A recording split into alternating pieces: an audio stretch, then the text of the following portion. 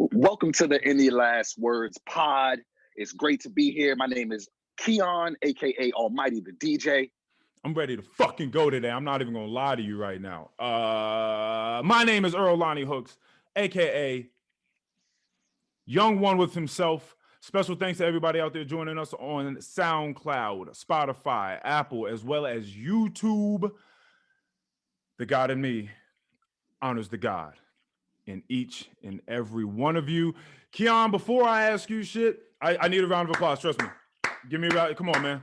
Come on. Let's clap it up. Everybody out there, clap it up with us. Today, I'm ready to act a fool today for many, many reasons. But what I will say is that today, this episode 50. That was nice. Of the Any Last Words pod is brought to you by resilience. Let me read this to you. Okay, let me go. Noun. We're gonna go to the second definition as it regards to humans, because that's what I want to talk about. The ability of a person to adjust to or recover readily from illness, adversity, major life changes, etc. Buoyancy. We are buoyant today. Yes, we have stayed afloat with this podcast. I'm assuming that's what you're saying. You're fucking right. Before we get there, because we're gonna talk our shit. We're gonna talk it up. Yeah, we're gonna get our stuff off as we are, I believe, deserving of. Absolutely. Right. Absolutely. Before we get to that, I would like to talk about something else that has come across my path that threw resilience in my face. That's what I thought when this story was told to me, or when I actually saw this happen in front of me, which is really what I want to talk about, because it's pretty cool. Especially, just being older and washed and nasty and dry and, Shout out to a couple of my youngins. That's right. I have youngins. Everybody, as you get older, you should keep your hand, on the pulse. Keep your hand on the pulse of the people and the pulse of the future. My youngins, a couple of young people that I've been around, worked with, they finally came into their own very recently by both being in their very first relationship, which is very, very cool. And seeing it as an older person is awesome, especially when you see two people that are good for each other. Okay. Two people that are good for each other. And it's not like you're watching someone about to get their heart broken out of this. You're like, right. Like this is going to be very bad for this individual. The other one doesn't give a shit about this relationship at all, but this other one is head over heels. It's not like that. They're both very grateful for one another, and they both feel like it's wild that they have the opportunity to date the other one. It's what you know what I mean? Especially as a first one, they're going to be caring and patient with one another, and it's cool being able to see that in young people. The reason I bring that up as far as resilience goes is because, do you remember what it was like the last time that you had to talk to her, or you tried to proposition a woman, but yet she wasn't really about it at first? And then you stuck around as a friend or whatever. You very gracefully bowed out of the race and thought, okay, you know what, you're right, you need your space, or we're just friends, or whatever the case may be, whatever the justification or the excuse was on her part. And then you do that thing, you fall back. You're like, okay, that's cool. I guess that's not going to be our relationship. We're more like friends or whatever. And you sit back and you chill. But then this person came through and helped this person along through troubling times in their life, as many people have had in the past year. Right. And then this young girl was thinking, oh, wow, he's a real, once she gained some clarity afterwards, she thought, man, he's a really cool guy. Like, I can't lose this guy. And then they came together, and she doubled back around and was like, you know what? Before I said no, that was a hasty decision. My view was clouded. I couldn't see things, but now I can see clearly. Yeah. I can see clearly now. The rain is gone. That's like the third time I've sung this song on this podcast. That's very cool. The resilience of this young man, especially when you're young and rejection kills. especially when you're younger, and rejection hurts, and it's the scariest thing ever. To stick by your guns and say, I'm not going to be one of these fuck boys. I'm not going to be one of these nasty scoundrels just still trying to find his way in so that I can fuck. It's not that. It's I'm going to sit by because my parents raised me to just be a decent person, Boy Scouts. You know, I'm chilling. I'm just going to be here and be a cool guy. And then lo and behold, just some months later, we succeed. I like it. I like it a lot. So that's resilience. So that's giving some flowers to two of my couple, and they, I'm pretty certain they listen. They'll probably listen to this. Congratulations to you all yet again. Resilience. Thank you. Thank you. Thank you. It's great seeing young love, you know, before people, you know, get their heart ripped out and get older and start looking at and things start becoming bland and the whole world is monochromatic and they're jaded and burnt out. It's nice to see that. It's really nice. Absolutely. Absolutely. It's so pure. It's like the laughter of children, you know? Yes. It's the most adorable thing ever. Yes, I said the most adorable thing ever. That's exactly what it was to me. I was looking at it like, you guys are cute. You guys are cute. That's great. Man, and I'm the old, and it's great too because they both have talked to me on their, like, separately as their own entity. So I really got to know who each one of them were. I didn't have to pick sides. Like, I like both of you people. I've been waiting for this. And I told them when it finally happened, I'm like, I've been waiting for this. This has made all the sense in the world. I'm glad that you guys finally got to a point where you realized it. That's awesome. Right. So that's cool. That's all I got for that. But back to us. Oh wait, no, I'm sorry. I was just gonna say it seems like it wasn't rushed. You can't rush things like that. Nah. So I mean, that's awesome for them. That's definitely awesome for them. For sure. Yeah, when people say let's start off as friends and then get, like, that was the real thing. Like, they actually built a friendship. They actually built a real relationship with a real strong, sturdy infrastructure. Well, you know, in a lot of relationships, a lot of people consider their significant others as their best friend. So, you know, you should have some sense of friendship, you know what I'm saying, in a relationship. So that's cool. Yeah. That's definitely cool. I don't even know how it really works. You got to be super lucky if you didn't go into it as friends. If you guys just sort of jumped into a relationship, which I've seen happen a million times, and there was no friendship, you got to get really, really lucky afterwards. I don't know how that really works if you don't see this person as a friend first. That's weird. Is the friend stage, is that still courting? Or is it just being friends? Yeah. Okay. Well, I mean, it doesn't have to be. You can go from just like friends, and there was never any intent on either side to really get to that point, but then certain circumstances led you there, or or vice versa. You know what I mean? You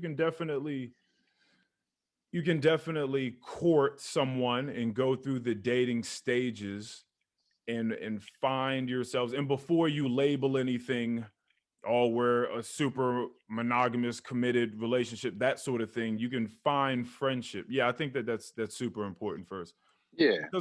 Because when a lot of those other things fade away, or they're not at the forefront, like, say, being sexy isn't at the forefront, right? Or anything else that is comprised inside of the relationship isn't at the forefront, or it's not working, you need that friendship to fall back on. Yeah. Because here's the thing. I've known people to be very proud of their cheating. I've known some scumbag men, right, to be proud of their cheating, and women, by the way, actually. And yeah, they kind of keep it moving. They keep doing that, whatever the case may be. You don't feel the same sort of guilt, so you keep doing it. But if if you have to come home because they're just someone that you're dating, which is weird. They're just someone that you're dating. There's someone you're having sex with. There's someone that's around that you buy things for occasionally. You guys go out, and like all of that is super superficial. So then, but if you're looking across into someone's eyes and you see a friend of yours, you see someone that's been riding for you. You guys have been through stuff. You guys have shared things. You're not so susceptible to just go out and prone to go out and treat this person like trash. Right. Yeah. So it's definitely something that you got to think about. Yeah. But anyway, back to us. All right, we're done with them. We went off on a little tangent. Back to us. Episode 50. Episodio 50, as you wanted to call it. Yes. We in here. This is episode 50. We've certainly come a long way. We've come a long fucking way, and this is pretty dope. We didn't give up. There's a lot of points in the making of this podcast where one could be like, oh, fuck this. But we didn't do that. Yeah. And you spoke about that before. And I think you spoke about that on like episode 20 something. Oh, yeah. Yeah. Right. Because we've been through a bunch of bullshit, keeping this thing afloat, as you said earlier. Right. Yeah. There's a lot of things going on behind the scenes, behind the curtains. And if you're not really a creator of some sort, then you're not really taking that into account. What is funny, and I think is a bar that I said the other day, something fire, and I didn't really think about it till after I said it, was you were saying exactly that. We are now getting into another point, another bit of our ascension in this podcast making. Yep.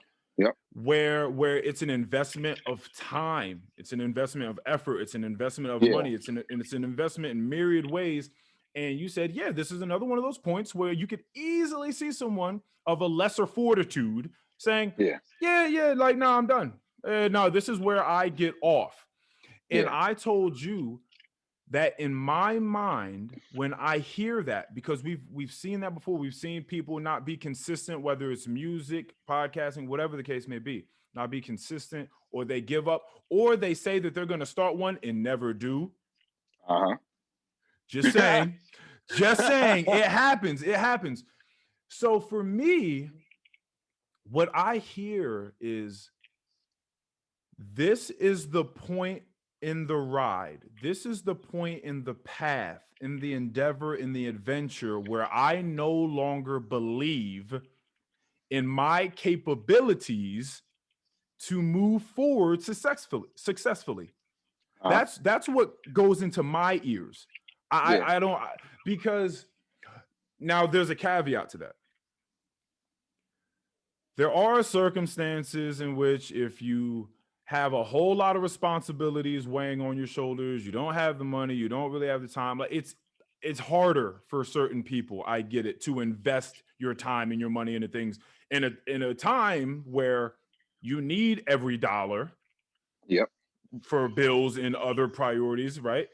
And you might need your time to go and get that money. Okay, so you don't really have much leeway. But what I will say is that for a lot of people, and a lot of people you and I know, that's not the case. Right. People they have a backing, they have family, they have money, they have jobs, they have time, time to be online, scrolling through Twitter, Instagram, money to purchase drugs, money to purchase drinks. These are things I'm going to talk about later too. Money to purchase whatever the fuck. Things that are not going to necessarily get them anywhere or present to them any opportunities. It's so funny the way that we're so fucked up and so delusional. We'll go and get all these things, but when it comes to like going towards something that you love, that you want to do, and putting money and time and effort in towards that and investing in that in numerous ways, it's like, oh no, I don't believe in myself. I can't do that. That's what's really interesting. Well, I think the biggest thing here is the word priorities. You got to get your priorities straight. You got to decide what is the most important thing that you need to put your money towards right now. Like, do you actually want to do this? Because you can't tell anybody that you didn't know you were going to have to invest your money, your time, and all this other shit when you first started this. So I mean, you gotta keep those priorities afloat and keep it moving and do your thing. And if you got to, not buy those drugs or not buy the alcohol in order to fuel, a dream of yours, it is what it is. And we've just done a good job at that, prioritizing this podcast. Making it something that we want to be a huge part of our lives and a huge part of the listeners' lives. But and the point that I bring up to that is, again, but the priority setting. So you won't set this high on your list of priorities. You won't set whatever endeavor it is that you want to do in your mind up there with the other ones if you don't believe in your capabilities of actually bringing that into fruition. Of course, it wouldn't be high on the priority list. That's why I bring belief and confidence into the conversation. Because if you truly believe in what it is you have, that Georgia Smith song I told you about off the Black Panther album, I believe it's called I Am. When you know what you got, sacrificing ain't hard. Yeah. Like when she said those two little bars right there, it meant everything to me. You're right. Yeah. It doesn't mean anything to pay this bit of money or do this little bit of thing over here if you know in your heart what it is you have going on, what it is you have to give people. If you truly believe in that, it's nothing. It's nothing. That's an easy investment. Absolutely. 500 here for this, 1,000 over here for this. 2 hours over here doing this. That's nothing. That's nothing because I know what it is. Yeah, that's easy. So a round of applause for us for staying on that straight and narrow, for staying on that path. For exactly. Clap it up. Exactly. For us, resilience, overcoming adversity, staying buoyant. That's us. And so I felt like we had to come on here and talk a little bit of our shit. I love it. I love the creation. I love my process. I'm sure my process and your process are different. Processes amongst all creators are different. What it is you have to do to get what's inside out. Yep. In the best way possible. It's great. It's great. I love every bit of it. So yeah, that's it. That's enough of us. What we got going. Well, I mean, there will be more of us. I got a lot to talk about today. I don't know about you. We have a lot to talk about. Remember, I had a question saved for this very podcast. Do you want to talk about that? Yeah, you damn right. You might as well. Now's the time. All right. Yes, sir. Well, yeah, but before we move on to outside of sicing ourselves, never that. So this is episode 50. And I had a just a good question in my mind. Like, where do we see ourselves going from here? Like, where do we see ourselves? What I think I said 5 years from now? 5 years. Yeah, I think that's we don't got to go too far into the future. Conquering the world. Do what I do every day. Yeah. Oh yeah, some Pinky in the Brain shit. Pinky in the Brain. Yeah. Now which one of us is Pinky and which one of us is the brain? Oh God. No. Okay, no. You since it was yours, you go ahead and answer first, so I can steal some of your sauce. Okay. I think that I definitely see this podcast with at least triple the listeners. We, I feel like we're getting listeners in new cities at least monthly. 5 years from now. Oh. What you're much more modest than I am. Continue. Just kid. No, please, I'm sorry. I shouldn't have said anything. You get everything it is out. Because go ahead. Go ahead. Yeah, maybe I am being modest. But I definitely see us, doubling, tripling, whatever our listeners. I definitely see us not doing this through Zoom, and that can come sooner than we might think. Surprise. Yeah. And this podcast is definitely going to be on an even higher pedestal than it is right now. To the listeners, I feel like, and to us. I think that through this podcast, we'll just continue finding ourselves. I think we've learned a lot about ourselves and about each other doing this podcast over the last year or so. I think that we'll continue to do that. I think that will continue to shape this podcast. I think it'll continue to shape our relationship. I feel like our relationship is still growing, even though I've known you almost my whole life. Yes. And I think that all that stuff combined is just really going to make this podcast super successful. And I'm really looking forward to it. So. Okay. I love that answer. Couple of things. We are learning tons about each other. Exponential growth this year. You didn't even know that I listened to Teyana Taylor. Love Teyana Taylor. Great. Never would have made it. She's killed that song. Three-Way was tight on there with whatchamacallit, what's his name? Light-skinned dude with the braids that be singing with the two big braids, Ty Dolla $ign. Ty Dolla $ign. Killed that. Three-Way was dope. Who else? Snow Allegra. Did you get on to her yet? Snow Allegra. Okay. Yeah, I've listened to some of her stuff. Yeah, Snow Allegra is dope.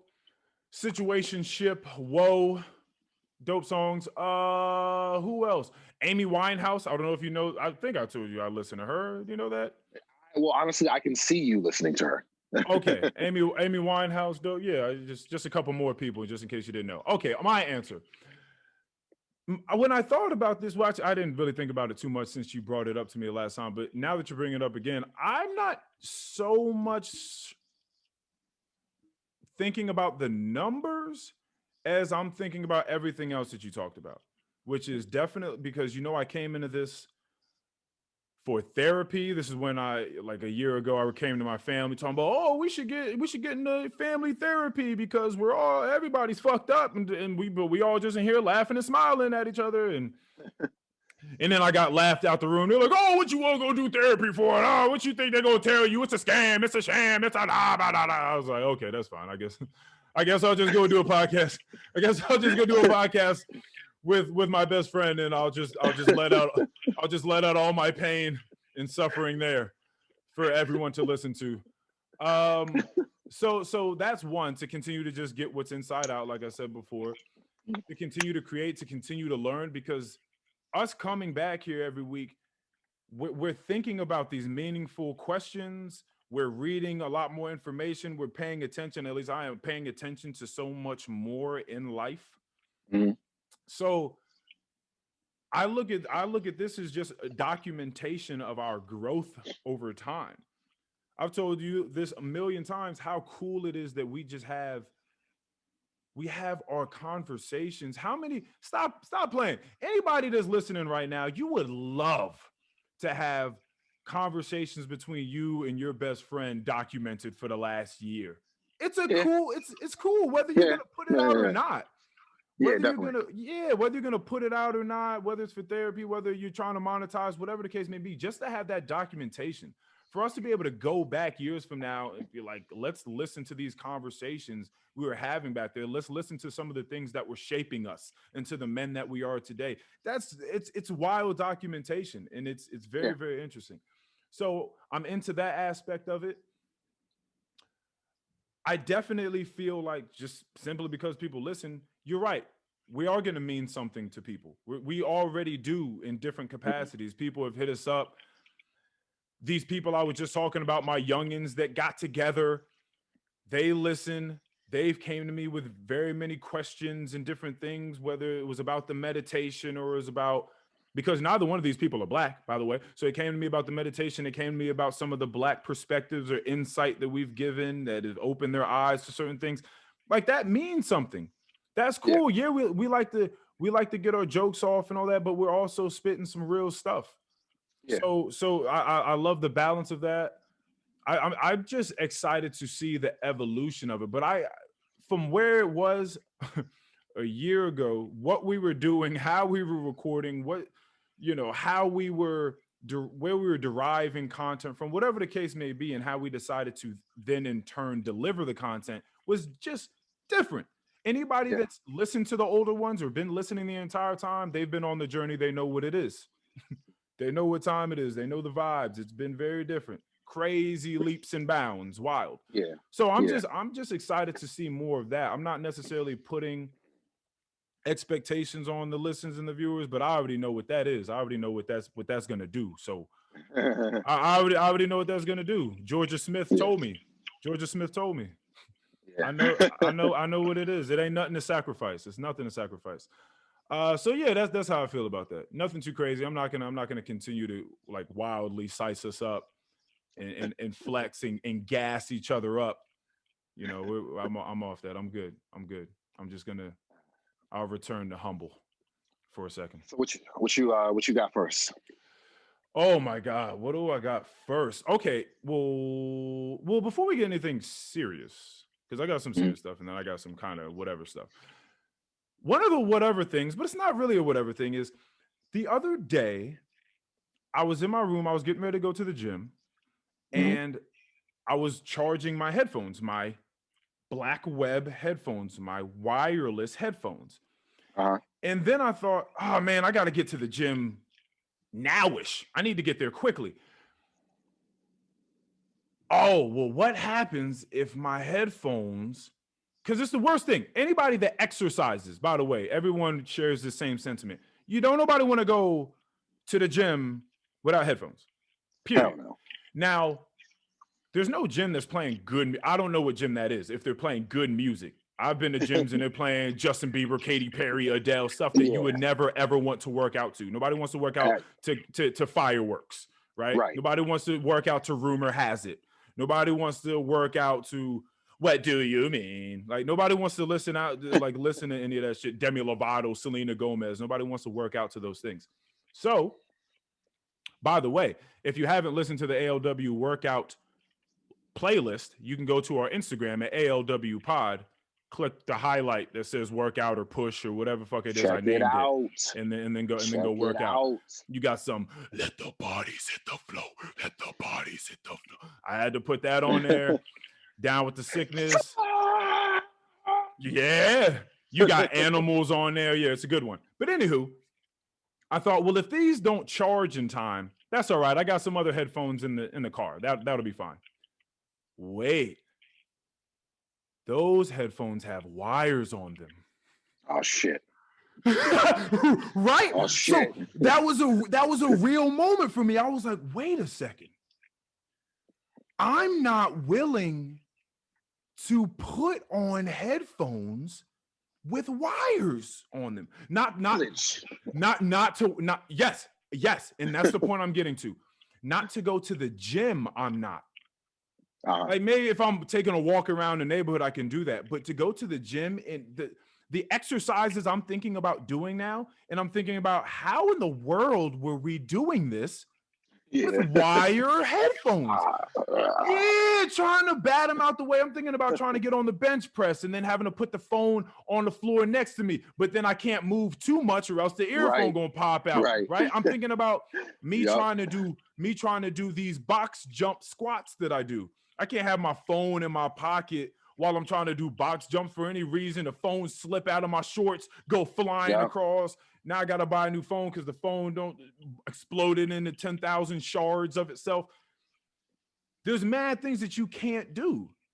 Yeah. And I thought, wow, how quickly technology moves and completely removes our mind from doing things a past way. Yeah. So it was so wild to me that I was like, I can't go back to the gym. That's so wild. Now I'm at the mercy of these headphones charging before I go to the gym. Like, that's my life now. And then I started thinking about, it's the way my mind works. Then I started thinking about the brunch that I threw a few weeks ago, whatever the case may be, a month ago, and how I was laughed at by a couple of my friends in my own home that I brought and invited people into for the sake of togetherness. That I don't have a Kindle to read books. They thought, oh, well, Reginald said this. He was like, oh, well, you would think that out of all people, Earl would have a Kindle and he would stop going and buying individual books like an idiot. Then that's when Mikey was like, yeah, like, Earl's gonna be the dude at the bookstore, or when they're just like, sir, I'm sorry, it's online now. Like, you can't get that book here anymore, sir. I'm sorry, it's sold online now. Like, get your old travesty. Get your old dry ass back at home. Find a way to get online to have one of your grandchildren teach you how to live in this state now. And my rebuttal to that was, I grew up. This is how you know, bro. Every time we do a podcast, I'm starting to realize just how old we're getting. Some of the things we're saying. Times are changing. That and the fact that I even have youngins to talk about. The fact that I have young people coming to me for questions, it's like, oh God, like I'm old and washed. So anyway, I come from a time where you go to the bookstore, you go to the library, you go to the bookstore, and you walk around, you peruse, you smell the pages, you smell the books, you walk around. It's an experience, I and get that. I connected that to the same way that there are older people, and maybe even people in our generation I've heard that like to listen to vinyl records. Yeah. They like to hear that little scratch, that little dissonance in the background. It's something, it's nostalgic. It feels I was good to hear just that. about to say that. Yep. Yeah, it feels good if you've ever heard that. So that's one of those Uh, moments where I thought, you know what? Technology in this right has not stripped this pleasure away from me. The headphones, yeah, you all can scrap that. But the books, I still want to feel the pages in my hand. I want to look at the cover. I want to feel it. I want to close the book and look at the cover again. Like these yeah. are things that I derive happiness from, you Yeah. know, and joy and a sense of satisfaction. So I was wondering if there was anything technological that has gone past a certain time. You enjoy the convenience of it, of course, but you're like, I could go back and do it the old way though. I like the old way. Um. Ooh. Let me see. Let me see. If Um. if if a blockbuster or a Hollywood video popped up down the street from your house, would you pop up in there? Yeah, it's Yeah. just yeah, Yeah. I yeah, mean, yeah. I would as too. long as they got hopefully they got some DVDs in there because I ain't got no VCR. It's so So wild, bro. Hollywood video on Blockbuster used to be a thing. It used nigga, to I be a thing. used to love going in there getting the buckets of popcorn. You could just pop, and then what I'm saying, all the fucking candy up at the front, the Twizzlers and the Yeah, the Sprees. Twizzlers, the Nigga, Sprees, Orville Redenbacher, right, popcorn, man. butter Yo, ready. I have I have vivid memories of going to the Blockbuster up there by the Giant where TX used to work at, Yeah, and the Manassas getting Junction. Shout out the yup. Manassas. I remember vividly going in there and renting Good Burger more than once. Yes, yes, I do. So you know what? I guess I mean honestly, in this Keenan. No, wait, no. What's his name? Is it Keenan? Is it Keenan and Williams? Kel. What's his last name? Listen, Keenan. What is his last name? That's why I feel like we should know Keenan's name. Yeah, we should Keenan know is that. a legend. He is a legend. Keenan's a legend. He's been doing this for a while. He just got his own show. Keenan Yeah, Keenan Thompson Thompson is a legend. He's a legend. Out He here just got since his own all show. that. Good Burger, Keenan. Like what? Saturday Night Live. He been on that show for like 15 years. People don't know longevity like him. Yeah, but he was doing this since he was a child. Yeah, he been out here. Most child stars do crack and go to jail. Amanda Bynes. He's just throwing wild names out there. Lizzie McGuire. Where's she at? I feel like Lizzie McGuire got caught up in something. Hillary Duff. That was her name, right? Hillary Duff is doing okay. She's doing all right. No, okay, she's cool. All right, let me not just throw wild people under the bus. She's doing okay. Demi Lovato went through some stuff, though. Demi Lovato definitely went through. Amanda Bynes went through some shit. Lindsay Lohan went through some shit. Oh, yeah. I remember, because they was calling her Lindsay Blowhand, so you know. Yep. What's his name? The nigga from the nigga from That's So Raven. He going through some shit. Oh, Corey. No, not Corey. That was I thought that was the little brother, Corey, right? Yeah, no, I'm talking about. Eddie. Eddie, yes. Yeah. Eddie did go through something. Some shit. Eddie did go through something. Damn, man. Our black brother out there. Yep. Damn. But I could absolutely watch something on VHS right now and be content. Absolutely. Okay. I don't know that I would want to replace it with the technology that I have, but if I had no, I'm not saying that. Like I said, I'm not telling people, hey, get rid of Kindles, get rid of audiobooks. I'm not saying that. I'm just saying I would like for people to empathize and understand why I still like books in my hand. books on the shelf. I can look. Yeah, it's just a different thing. It's just a different thing. Well, I feel that way. Drake from Drake and Josh. You know anything about him these days? So his name is Drake Bell, right? That's his name. He goes by Drake Campana now. That is Drake Bell in Spanish. Okay. Campana. He moved down to Mexico, started a whole new persona.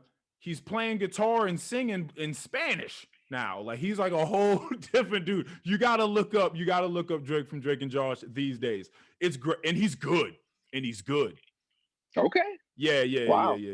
Yeah, for sure. You would have never. It's wild. I know. That's a nice rebrand there. It is. It's super wild. I love it though. I love it. And it doesn't really taste of cultural appropriation.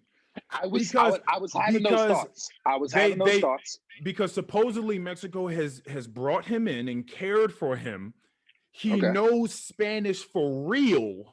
And he's doing it in a real way. He didn't just go to like he's really living that now. Yeah. Is he better than you? Yes. Yes, Drake Bell is better than me. Yes, in a lot of ways. Go look at this kid. He's different. I gotta check it out. Now I don't know what Josh is doing from that show. I ain't heard of him. He could be doing something. I don't know. But anyway, technology. Technology is great. Yeah, it is. I mean, but there are definitely some things that you can look back on nostalgically and just be like, yeah, that's so refreshing. You know what I'm saying? Just the old ways. Because you know me, I fucking love nostalgia. Like, nigga, I eat nostalgia for breakfast. So like, anything that just takes me back and gives me a certain feeling, you know, like home videos. When is the last time you watched like a home video? Does your family keep home videos? Like of you guys? My dad definitely has videos like that. We don't really bust him out too much. I think that he does a lot of this on his own. He just be an old man sitting in the basement, like looking at stuff on his old camera and old films and SD cards that he finds. He's like, oh man, wow. Like we just saw one. Oh my gosh. He showed me one of my grandfather a while ago back when he was still living out, and we went out to go visit him, I think, or he came to visit us. And guess what he was doing in the video? What? And which is weird because I had this memory in my mind, but I thought that maybe I had created it or it had been a dream or something like that. But then he showed me the video, and my memory is exactly the video. From the camera angle it was at and everything. I'm like, oh, this was a real thing that took place. Like this is where my eyes were. The camera is like from my perspective. This actually did happen. And it was us. We were sitting out on a stoop, and I was looking up at him. I think he was like smoking a cigarette, and he was whistling to birds. And he was whistling to birds, and I was like, dang, wild, super wild. For those that know, you know why that's wild. But yeah, that's wild. Again, go follow us on ALW Pod Instagram, please. Yeah. You should. Yeah, but but nostalgia is great. And nostalgia is clearly only for older people because when you're young, you don't have shit to be nostalgic about. You don't like there's nothing in the past yet really to be looking back on. Absolutely not. But what do you think? What do you think like your earliest memory of your life is? Oh gosh. Definitely remember arguments between my parents. I remember me running around. I remember happy things, honestly. I remember me running around in these little Sonic the Hedgehog slippers that I had. I remember playing chess with my eldest brother. I remember playing video games with my eldest brother. I remember taking my little sister under my wing and her following me around everywhere while my two older brothers treated us like shit. I mean, I'm glad you asked me that question, Keion. I was just having this conversation with my stepmother recently about the days, right? Yeah. Those were the days. Like that phrase It always, I don't know about other people. I'm speaking about myself. I know there's a lot of wild shit that goes on out there and a lot of bad, detrimental, wild, hazy, nasty, grotesque, gruesome shit that happens to people on a daily basis. But for myself, I've been blessed, highly favored. It's always been those days for me. It's always been, every time I look back, it's like those were the days. No matter what point in time in my life I go back to, I'm like, those were the days. And so her and I were talking about it, like, these are the days. These are the days. Once we continue on, we're going to be looking back at these moments like, wow, those were the days. We were sitting around, we're doing a podcast, hanging out. You're going fishing, we're going on hikes together, we eat food, you're DJing stuff, having a great time. You're running around with your fiance, friends, family, there's food. Again, there's heating, there's air conditioning, there's all, like, damn, like, didn't have wild responsibilities, really. Wow. Yep. Our bones weren't aching. Muscles were fine. We could still get up and do things, and we were still buoyant, resilient. Hopefully the resilience and the buoyancy doesn't drop off. I'm trying to do whatever it is I can to fight it through the years. But these are the days. So yeah, it's all great for me. It's all great for me. All my memories are awesome. That's a good way to put it. That's a good way to put it, because these are the times. We're going to remember these times, and these are the days. These are the days. And anything you would like to move on to, sir? Well, you know what? Yes. Now that you think about it, now that you ask me, actually, yeah, I am prepared to do this podcast. my first gig of 2021 was last night. Yes, sir. And it was dope. I haven't been in that creative type of space in a while, and it was really awesome to get back to that. So I did a gig last night with Bucky Malone, BPM Surfer, Jaquez Vargas, Shea Pastel, and Havana Soul. Most of these people I've done gigs with in the past. Some of them I just met last night. It's always great meeting new artists. So shout out to BPM, shout out to Shea Pastel, shout out to Jaquez Vargas, because I just met all those people that night, and there were a few other people there. I don't quite remember everybody's names, but it was great, man. I was a little nervous, to be honest with you. It's been a while since I've done anything live like that. It was a virtual show, but obviously people were watching, and it's been a while since I've done anything live. And I was actually a little bit nervous going into it. You know what I'm saying? Yes. I think I told you earlier that I was using a new software that I'd never used before. This is my first time using it live. So, things could go wrong. Technical difficulties can happen. That can happen regardless, whether I'm DJing consistently or not. But it was great, man. It was great just being out in the city, being up in we were in, like, it was I'm not going to call it a recording studio, but it was a venue set up to have really, really good sound. Like, it was all padded up for noise reduction. It was guys in there using equipment, getting the sounds right. It was like 4 cameras all around the place. It was so awesome, man. Just the creativity, the vibes in there. So, shout out to everybody that was a part of that. I think we'll have some footage for that soon that I'll probably put up maybe on the ALW pod Instagram, possibly on my own Instagram. So look out for that. I do have some gigs coming up later on in the year. I'm looking forward to those. So, you know what I'm saying? Getting back in the swing. Yeah, man. If you need a DJ, you know who to call. Let's go. The pendulum continues to swing. The pendulum continues to swing. It comes back around. And like you say, for some odd reason, it comes back around, like, in just wildly. It's so weird. And Earl can attest to this, because whenever it happens, I always tell him about it. I can go a while, like, with maybe one person, hits me up, you know what I'm saying? But there's always an instance in which it's been a while, no one hits me up, and then I get like 5 inquiries. Sir. And they always come in abundance. Like, since I was notified about the gig that I did yesterday, I've probably had 4 or 5 different inquiries about me DJing. I literally just got one before we got on this podcast. So, but the thing is it's also getting warmer outside. People are planning shit, whether we're in a pandemic or not. People are planning cookouts. People are getting married.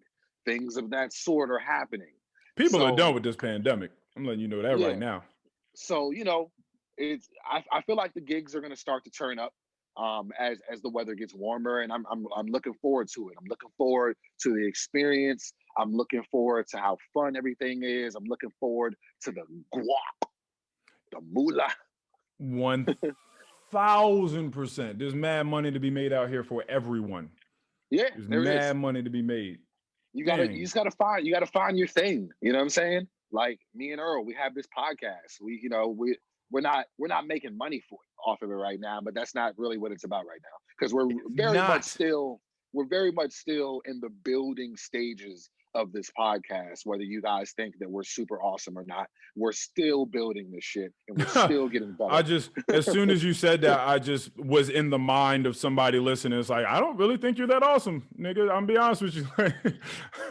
You must be talking to someone else. I just happened to come across as you're really not all that dope, to be honest with you. Okay, well, if you guys on here talking about building yourself and self-empowerment and all of this, like, come on, man. All right. What about that Kim K filing for divorce? What about that? What you talking to me about? I don't know these niggas.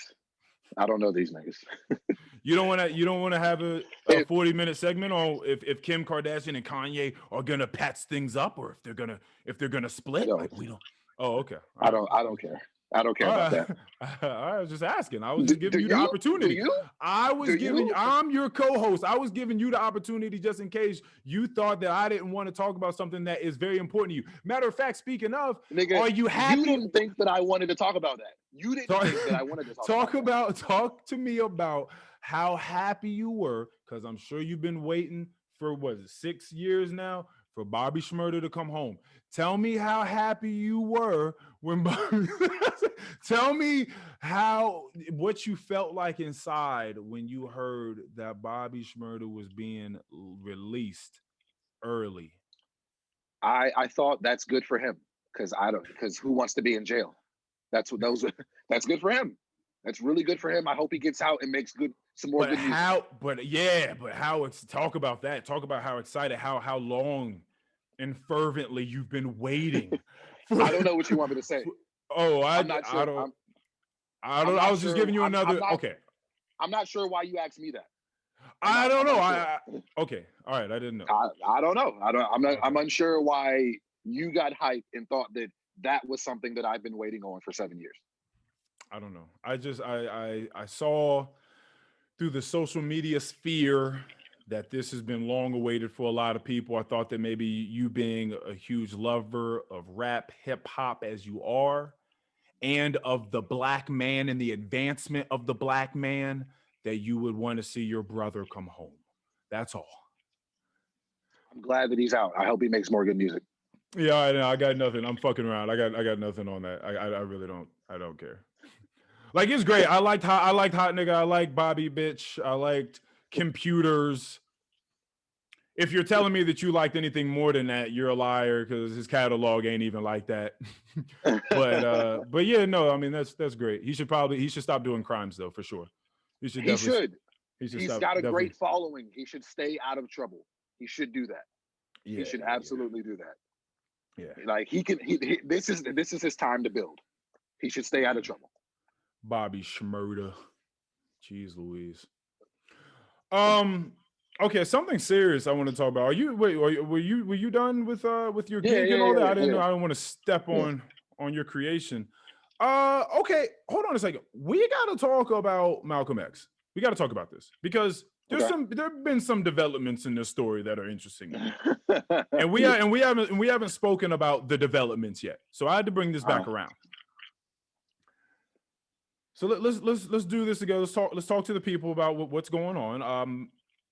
Clearly, for a long time, Malcolm X was assassinated back in 1965.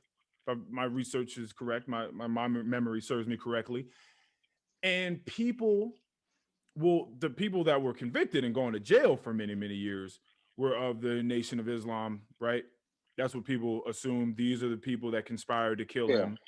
And then there were a lot of other people that said, no, this is the work of the FBI, NYPD. Like this was somebody else.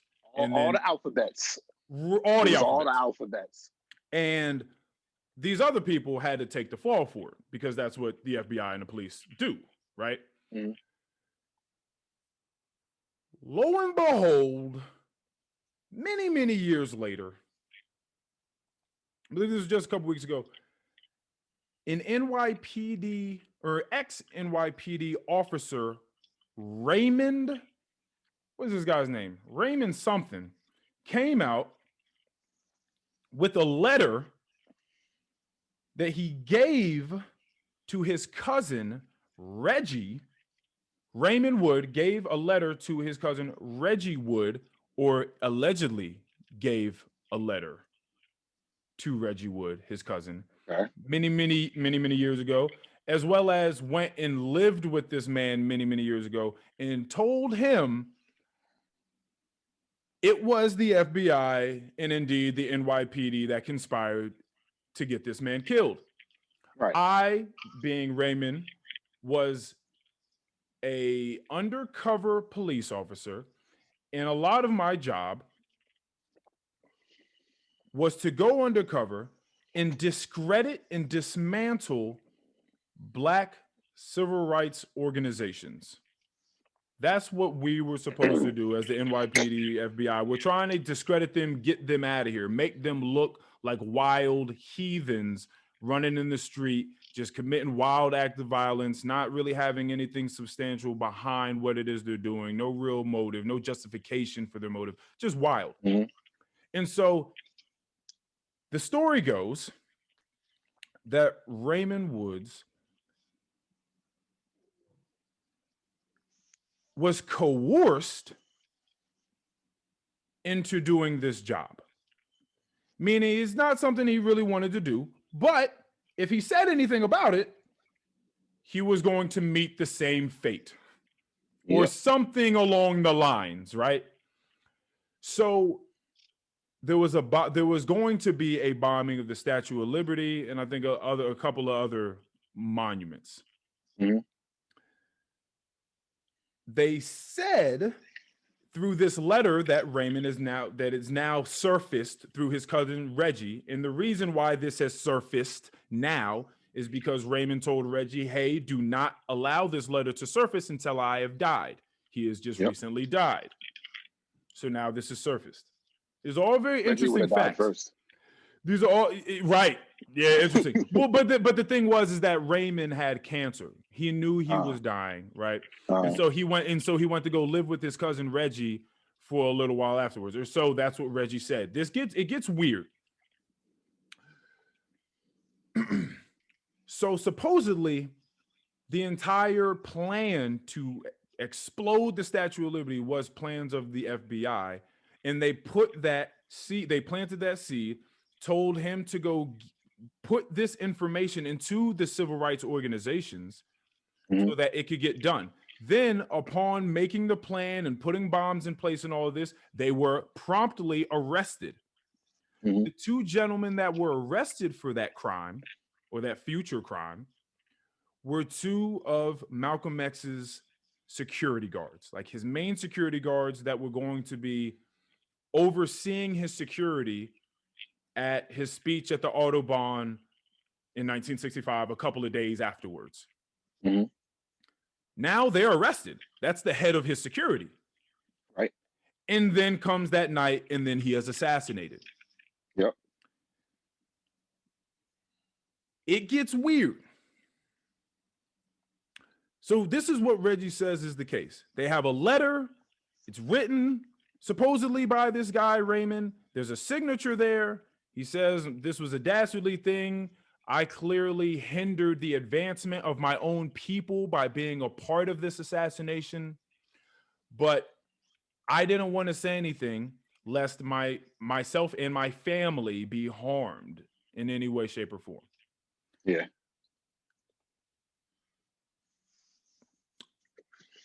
Okay. The daughters of Malcolm X clearly want this to be reopened, this investigation to be reopened so they can understand exactly what happened. State attorney in New York wants this to be reopened because he sees too many similarities between the government doing things to discredit Black people in the public sphere. Yep. And making them look like wild, violent heathens, when indeed it wasn't the Blacks that did this, right? And how that connects to the Black Lives Matter movement and how there's a whole lot of discrediting what they call them, these super extreme Black identity supporters, justice warriors, whatever. So he's trying to clear the past so that hopefully we can have better clarity of the present and the future. Mm-hmm. So that's what's going on up there. Then the daughter of Raymond Woods comes out. I was just reading this. Okay, here we go. I didn't hear about this part. You didn't hear about this part. This is the development I want to talk about. So now the daughter comes out and says, I know that my father did not write this letter. Shit. Woods told, yep. I know this is not his signature, and I know the envelope they're using to somehow justify that the letter was mailed is also fake. Oh, God. My father is not a coward. He would have never, ever asked anyone to speak on his behalf after his passing. If he had something to say, he would have said it when he was alive. She said that she called the release of the letter a slanderous act and a stain on the reputation that he worked so hard to protect. So, ooh. She also says, and this is what I thought before I even read about her coming out with this statement. When I heard Reggie, first of all, I'm being honest with you. How do we feel about trusting a gentleman named Reggie? All right, now I'm off that. Next thing that's actually serious. He wrote a memoir that's selling. Hold on, Reggie did? Yes. Oh, shit. That's where it gets a little nasty. He got a memoir, and supposedly he's been writing this memoir ever since, for years now, since his cousin, as he purported, told him all the deeds, everything that's going on. So it wasn't enough for him to just come through with the letter and do what Raymond told him to do. It wasn't just, hey, can you just, after I die, bring this letter out and go ahead and clear these people's names. One of the guys that went to jail for killing Malcolm X supposedly was he went to jail for 30 years, and I think he died in like 2009, something like 2001, 2009, something like that. So yeah, so it's just wild to think about this. I told you, release the letter after I'm dead. He decided he was going to release the letter, but before that, he was like, well, I'm also going to write these memoirs because, again, he's saying there's a lot in this letter that wasn't told, that there's a whole lot that was told to me, being someone that took care of him in his last few years, that isn't in this letter. So I'm going to write that in the memoir to go ahead and beef it up and explain in full what this is. Give a bit more context to this letter, which was also wild because the daughter said that the father was with her in the last days. So I don't even know what we're talking about. We're just waiting now to see how this maps out. But the moral of the story is someone or some entity, some body of persons is nasty. Is the FBI, the NYPD? I mean, they probably just nasty regardless. Or the cousin, whatever the case may be. Somebody has their wires crossed, don't have the right information, being nasty, trying to do things for personal gain, whatever the case may be, or maybe just embellishing certain facts, right? And adding your own little flair to it in order for personal gain, whatever the case may be. But it's someone's being nasty. This shit reads wild and mischievous and deceit all over it, which is wild. And then you just have Malcolm X's daughters. They just want to know what's going on. They got all these conspiracy theories and he say, she say, and letters popping up and people dying. And they just want to know what's going on and who killed their father. Right. Who killed one of our prominent Black kings, right? So that's that. So what are your thoughts on this, sir? Are we sure that Reggie didn't just suffocate Raymond to get this over with quickly? Because I mean, right now would be the best time to put that out. A memoir about Malcolm X, a conspiracy about Malcolm X. It was wild that we got dropped with this in Black History Month. I'm not gonna lie. Right. That's super wild. Like that's a wild rollout for a story, for a memoir. You know what I mean? Man, there's a lot of all I knew was the first part of what you were talking about. I didn't know about what Malcolm X's daughters were talking about and what Raymond's daughter was talking about. That shit crazy. And now clearly because we heard of the story at the same time, but then it was a couple of days after that where the daughter came out. I was like, whoa, hold on, what's going on? Although I also don't know her facts. Like I don't know. She says that she knows that letter was a fake and the signature was a fake and the envelope was a fake. My question would be, because the guy that interviewed her, you can find the video online, the guy that interviewed her, I think because he's trying to be PC and he's trying to be considerate, he's not pushing really. He's not really pressing her on, but how do you know? How do you know it's a fake? What do you mean? Yeah. You've seen his signature, the way he's done his signatures so many times that you're able to truly, with your naked eye, authorize this signature or not. I don't know. Or is it you have your perspective of your father and he was good to you, so you couldn't see how he could be this person? Well, and you know what? I feel like it's very possible that maybe he just felt like the situation was bigger than him, and for it to develop and be seen in the right way, he just needed to be out of the picture. Does that make sense? That who needed to be out of that Raymond needed to be out of the picture? Yeah. Well, supposedly after this all went down, way back when, he distanced himself from the family. Like he distanced himself from the family. That's what Reggie said. Mm-hmm. He distanced himself from the family because he didn't want anyone harmed. Right. So he thought it'd be better if he got away. I don't know. That's interesting, because then that also says to me, well, then how did that affect the relationships throughout the family if he distanced himself and couldn't tell and also couldn't tell the family why? Right. How does that affect the family relationships? And then what are you willing to do later on in life after he passes, because you guys had a weird relationship throughout the last however many years of his life? Like and then the memoir, it's just shaky to me. It's weird. Somebody's making some money here. Somebody's making some money. It's weird though, because you playing with history. Like you're playing games with history. Yeah. You're playing games with our prominent figures. Mm-hmm. It's a weird thing, man. When somebody owns history, when someone owns the story, they own the media, they own the direct line that gives you what life is and what life has been.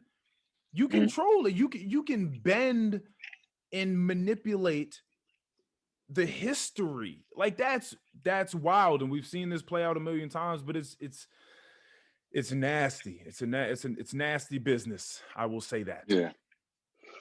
Yeah. Whoever you are out there being nasty, salud. Absolutamente. Yeah, but I'm pretty much off of this. We can get on to some better things, maybe lighter things. Yeah. So episode 50, if y'all forgot. Absolutely. Episode 50. Dog, the weather is getting so much better outside. Like, we've had really good weather the last week or so. And you already know the type of shit I've been on. You already know the shit I've been on. I knew with this. Yup. I went out there, finally was just reeling them in. I was reeling them in, caught the biggest joint that I've caught so far this year. And it just got me hyped for the warm weather. So just know that these videos are coming. They are coming. Absolutely. Yes. Yeah. And since you brought up the nice weather, I would like to say, because I did bring to the people's attention last time when I was talking about gross national happiness and all this hippy dippy stuff, that people were probably like, yeah, nigga, whatever. I'm trying to get to this bag. What are you talking about? Why are you talking to me about happiness? People being happy. Let me get to this bag. Whatever. International Happiness Day is on March 20th. And I was thinking about trying to put together a nice hike. So for anybody that wants to go, shout out, you know, all my beautiful Black queens out there. Shout out Tia, shout out Mikhail, shout out Sanit, shout out Sylvia, shout out your beautiful fiance, shout out all of them. But if anybody would like to take part, for sure, definitely come out here and let's get it. I'm going to try to do something the week of. I'm not quite certain which day just yet, but we're going to have something in the works, and we're going to try to put together a big hike, because I think that'll be dope. And the weather by then should be off the chain. Absolutely. So that's definitely something that we got planned. Okay. Let's we change things up a little bit, because I have other things to talk about, but I think that we ought to bring our card into play. You want to do this? Yeah. And we still got a phrase to explain too. Indeed we do. Let's do that first. Okay. Let's do that first. For a second, I completely forgot the phrase. I didn't even know. Go. You want to introduce this one? So explain that phrase. Yeah, the explain that phrase session for this week is for the phrase "off the strength." If you were unaware, I'm gonna try to give the best definition I can for this. When you're so it's basically to do something off the strength. And or at least in the situation, in my latest situation, it was. Right. Okay. So doing something off the strength, I think, in my opinion, is just having such trust in something or someone, or having something hold so much value to you, and then kind of coming across something that it's maybe related to. So you're kind of like, oh, well, I'd be willing to try this off the strength of that, or I'd be willing to interact with this person off the strength of this person. You know what I'm saying? It's kind of like just how two things relate. You're more related with one, but based off the relation that you have with that first thing, you'd be willing to do or try this other thing. What I would just say is off the strength. I don't necessarily know if you need two things that are relatable or something to draw a relation between. I would just say that you're using it in sheer value of said thing or person.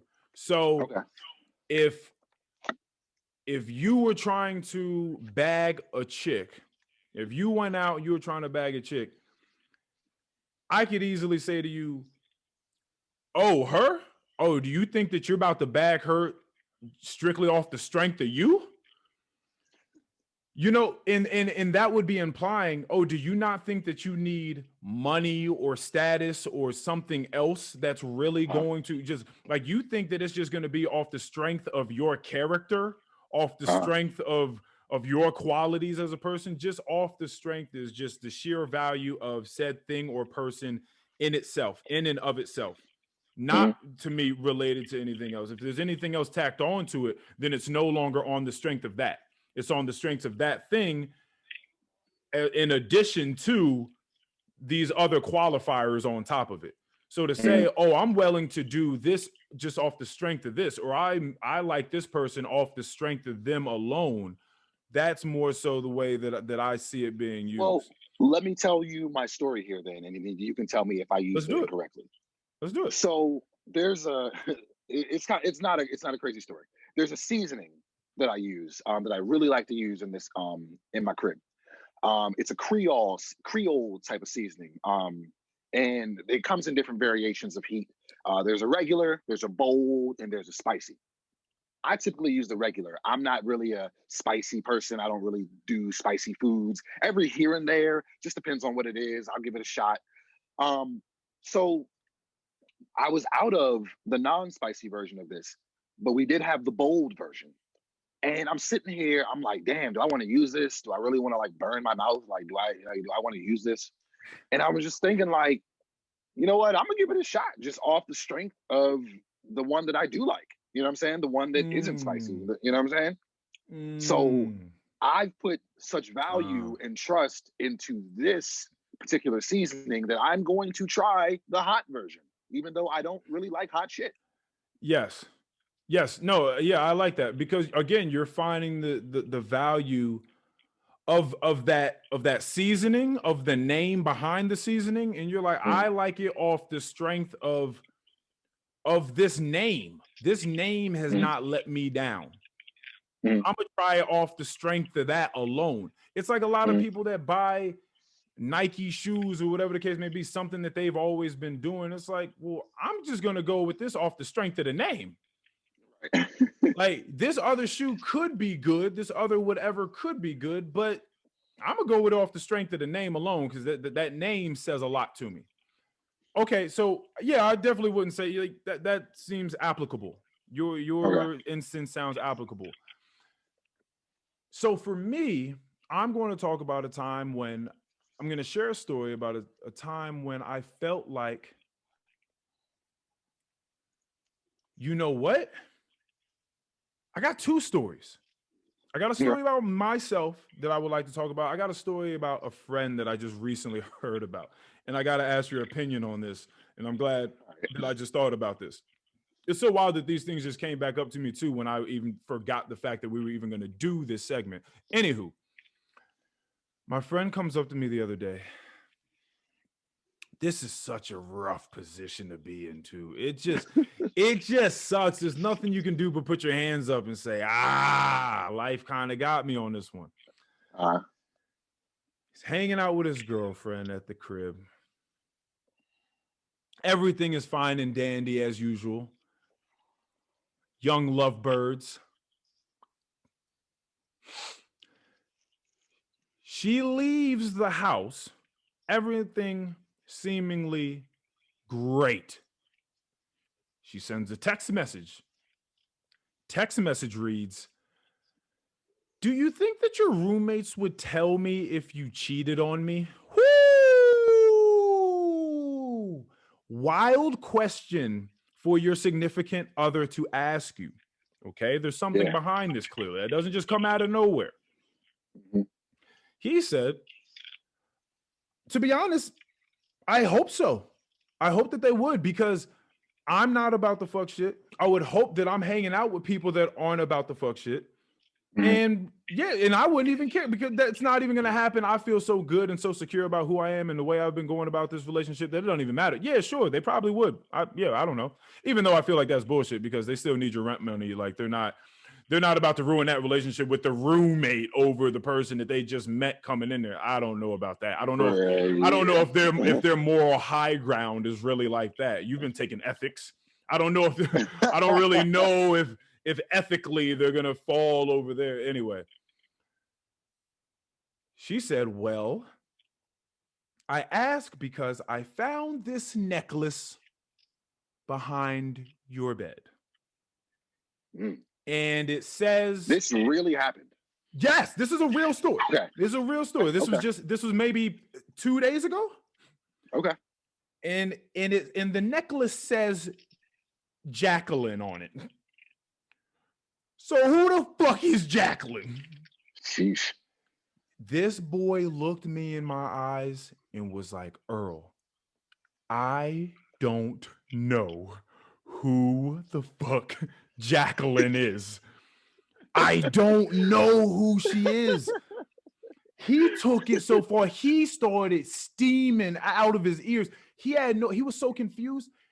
He ran to all of his roommates. One of his roommates is his brother. Went to his brother, was like, hey, who do you know named this? He was like, I don't know what you're talking about. Ran to the other roommates. Shit. The guy that lived here before me. Who is he? Did he have a girlfriend named Jacqueline? Did he used to have a girl that frequented the house named Jacqueline? What's going on? They went so far as to call the last resident, the last person that lived there. They got his number. He was like, dude, please tell me that you knew someone named Jacqueline, blah, blah. And I guess maybe I didn't vacuum the room as well enough as I thought I did when I first moved in, because he just moved in maybe a month and a half, 2 months ago, something like that. Mm-hmm. And the guy, he was like, I don't know he has no reason to lie. He said, I don't know what you're talking about. I don't know anyone named Jack. I'm sorry. Like, I don't know what you're talking about. Oh, God. So that's the part that sucks. He has nothing to tell his woman. He's just like, listen, I'm so sorry that you have to go through this. I'm so sorry that you're being tested right now. I promise to my soul, I love you. I care for you. I put you on the pedestal as my queen. You can pull up on me at any point in time. You don't even got to call me before you come over. Just pull up. If you even think that something's going on, just pull up. I don't care. I don't know who this is. And I'm so sorry that I don't have a better reason for you as to why you found that necklace. I'm so sorry. And that, I never heard anything like that. It sucks. It sucks so bad because beyond a shadow of a doubt, in the back of her mind, it will never leave. Oh, of course not. It will never leave. It will never, ever leave the corner, the crevices, the little nooks and crannies of her mind. It's somewhere there. Who the fuck was Jacqueline? Why was there a necklace there? Anytime she hears the name Jack, she gonna think about that. And she handled it like a G. She was like, listen, I don't know what's going on or if there was something going on, but I'm going to let you know. You already know I've dealt with shit in the past, and that's the worst too, because you get to a certain age, everybody's they got some baggage. They've dealt with some scumbag that treated them however. So you go into the next one hoping, giving people the benefit of the doubt, which I think a lot of people don't even give anymore. That's dead for a lot of people, the benefit of the doubt. Yeah. I mean, praise the Buddha, Zeus, Allah, all of them, that he never gave her any reasons to doubt him, right? He's been a great boyfriend. Right. But she was like, whatever was going on, if it was, it needs to stop now. And I was like, wow. She handled that like a G. A G. Listen, I don't know what's going on. If there was something going on, I'm letting you know, just shut it down now, because I don't stand for the lying. I don't stand for the cheating. You haven't given me any reasons to believe that that's the case, but just shut it down. Right. And the reason I bring this into the conversation is because she's rocking with him in that relationship off the strength of him, off the strength of his trustworthiness, off the strength of what they have built in the past, however long they've been dating. Yeah. And I want to say it ain't even been that long. They've definitely only been made tops like 3-4 months. So, you know, it's really being tested early in a strong way. But she's messing with him off the strength of the infrastructure, of the basic building blocks that they have had and set in place. And so shout out to him. Shout out to him. Shout out to her. That's a rough one. That's a crazy ass situation. Honestly, everybody listening, you think about it for a second. Take a second to think about if your relationship is moving on past that point. If your relationship is actually going to continue to flow, I won't necessarily say seamlessly, because there's going to be something there for a little while, something, an uneasiness to some degree. But ask yourself, because I don't know if a lot of people are really just moving off the strength of the trust that they've built. I don't know. That was a rough. I felt so especially bad. For that short period of time. Like that's a short period of time that they've been together. She really could have just scrapped that shit and be like, this is been like, you know what, ain't even worth it. Like, it's fine. Like, I'm only a couple months deep. Like, it ain't even. It's not even that deep. This won't be traumatizing. This won't be traumatizing. Exactly. Oh my gosh. And I know this dude's heart and soul too. So I know, like, I was looking in his eyes and I was like, he truly does not know who Jacqueline is or how that necklace got there. We were just trying to, what's the wildest thing about it is we were just trying to fathom a scenario in which that happens. And that's what's wild about it. We couldn't even come up with an imaginary tale as to how it got there, because it's not. I was thinking, okay, well, did you just get this from a used mattress place, and maybe the necklace was stuck in there from the last user or something like that, something weird like that? It's like, no, this was the necklace that I had at my parents' house. I mean, this was the bed that I had at my parents' house, and we moved. And I don't know how it was just wild. No one knew anyone. He don't even know anyone named Jacqueline. He never met anyone named Jacqueline in his life. That's the wildest thing. I felt so bad for him. I felt for him, especially when you care about who you're dating too. Because and that's a real thing too, because sometimes you just don't care. You're like, oh, fuck it. Like, just like you were saying, it's not that deep. It's like, oh man, like, she thinks that I'm cheating now, but I don't really care about her. Again, it's only been a couple months, whatever the case may be. I don't really care. Jacqueline. Yeah. Somebody could have been like, you know what? I don't know who Jacqueline is, but if you care about it that much and you want to leave, go ahead. There's the door. It's fine. Don't worry about it. But when you truly care for someone, he wasn't even worried about himself. He was just worried about the detriment to her psyche, because he knew that it was something that was going to be swimming around for how God knows how long. It was a rough one. It was a rough one. The next story that I have, I'll make this one quick, is a story about myself. And there were a couple of reasons I wanted to bring this one up. One, because of the phrase off the strength. Two, because of, which is a wild way, and you probably won't necessarily understand it until I finish, which is the way I like to set stuff up sometimes. The other reason is because I read a nasty report about how depression and anxiety has quadrupled in America since the pandemic, right? And Americans weren't necessarily the happiest people beforehand. So for it to quadruple it is what it is. We've been seeing the outcome of that, whether it be the shootings, or, the polarization politically, or the suicides, whatever the case may be. Yeah. And so when I read that, and then I thought about off the strength, and I thought about myself and where I lie in this, story time came up. You and, a handful of other people know that a few years ago, many years ago, I don't know if it was a few, I was going to be on the show, or I was a contestant to be on the show, Big Brother. I think it's like a CBS show or something like that.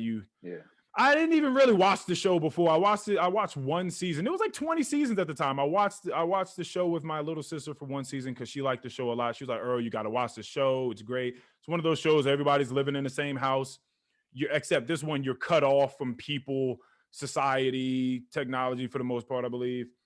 And people, and the reason it's called Big Brother, right, because people can watch you 24 hours. Like people can get on CBS or whatever it was.com and go to Big Brother, and they can pay a fee to like watch you in the house at all points in time. Paying a fee to see what these randos are doing. That's crazy. Man, come on. What you talking? It's 2020, boy. This 2021, boy. Like people watching everything. There's Twitch, people watching people play video games, people watching people run around the house. Like it doesn't matter. Yeah. People watch people do anything. Yeah.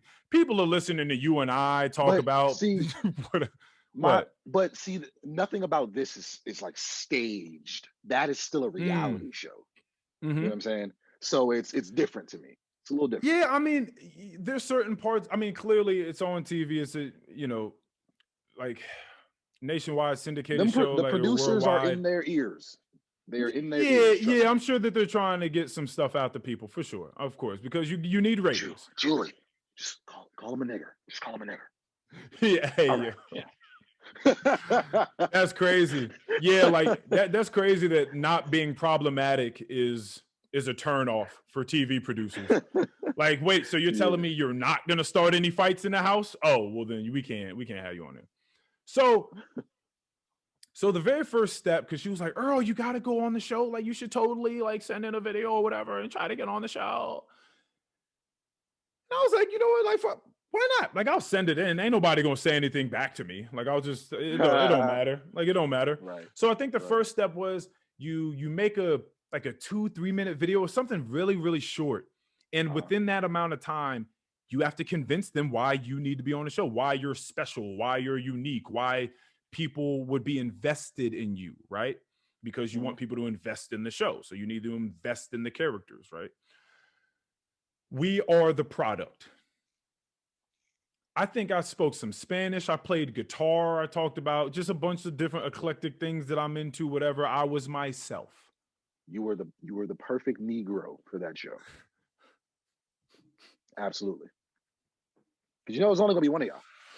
So. And that's a third reason I wanted to bring this up, actually, because you and I have spoke about the fact that there's a very, very slim, narrow bandwidth of availability for Black people on these types of shows. We just got the first Bachelor. They on season 89. Yeah. So we understand it's slim pickings for us, right? If you're going to be a Black dude in those rooms, in those auditions, there's going to be one of you. Yep. There's going to be one of you that make it all the way to the top. It might be like one dark-skinned brother and then like a light skin, yeah. Yeah, it might be like a light-skinned guy or like maybe a half Black, half Asian guy. And just trying to hit all the demographics so that they don't get any flack and nobody's coming at them saying that they're racist or they're not inclusive, blah, blah, blah. Yeah, if you can get a couple in one, if you can get a gay Black Asian woman, then you don't have to have any other gays, any other Blacks, any other Asians, because you swept them all up in one person. You got a nice little swirl, so that you don't even have to worry about that anymore. But the point is, and you're right, when you say the whole you were the perfect Black dude, I'm not necessarily going to say that. I will allow you to say it though. But I was looking for a well-rounded Black man to be on the show. I think that's what we're all looking for as Black people. Did you look at the season in which you were trying to be on to see who was the Black guy that made it? Yes. Okay. What was he like? He was, I think that in his name, somehow the word swag was incorporated in the name. Yeah, like I'm pretty certain it was something like that. Like his nickname, was swag was in there, and he wasn't the worst. He wasn't the worst, right? That painted us out to be wild. But was he a cornball brother? No, He wasn't a cornball brother. But see, that's my issue though, is the fact that, and we're gonna have to tell people what cornball brother means. But that's the whole issue, is there's always gotta be some light, some one shade of the spectrum of black guy that we get. The guy on The Bachelor, by the way, do you know, have you looked at any of that? No. Have you seen him? Go just look up a 1 minute clip of him. Just 1 minute. Just give me a 1 minute clip of him. You don't got to do it now. Okay. But cornball. The one that's on The Bachelor right now. Right now. Okay. He has no shape up. Is that what you're telling me? He has no shape up. He might have a shape up. Look up Bachelor dancing. That's the one you need to see. I'll wait. Just trust me on this one. All right. But it's always, are we going to get the thug black dude? Are we going to get the cornball black dude? Are we going to get like the nerdy black dude? Are we going to get like whatever the case? But there's always like some small lane, and you very rarely see just a full-bodied, well-rounded, eclectic black man. Okay, that you can't just pin one thing. Okay. That's what we're looking for. So in that case, you're right. I do think that I would have done a better job just for the, this is about to be wildly arrogant, just for the advancement of the black perception.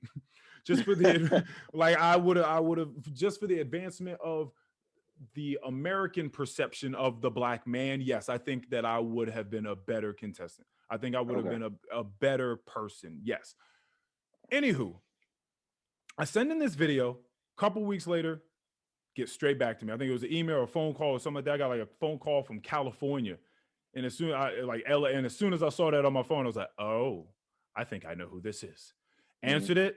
It was just that too. And it was, I'm not even gonna lie to you, it was kind of fly too, because I had a chick at the house that was completely new. Like I think it was like the first time.